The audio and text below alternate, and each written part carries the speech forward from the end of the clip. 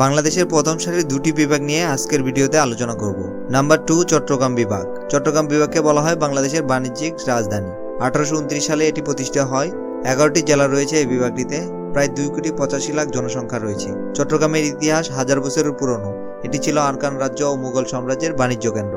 এখানে অবস্থিত বাংলাদেশের প্রধান সমুদ্র বন্দর, চট্টগ্রাম বিশ্ববিদ্যালয়, পতেঙ্গা সৈকত, কক্সবাজারের দীর্ঘতম সমুদ্র সৈকত, বান্দরবনের পাহাড় সব মিলে এক অনন্য প্রকৃতির ভূমি। বিখ্যাত চা, পাহাড়ি সংস্কৃতি, বন্দর অর্থনীতি এখানকার সবচেয়ে বিখ্যাত।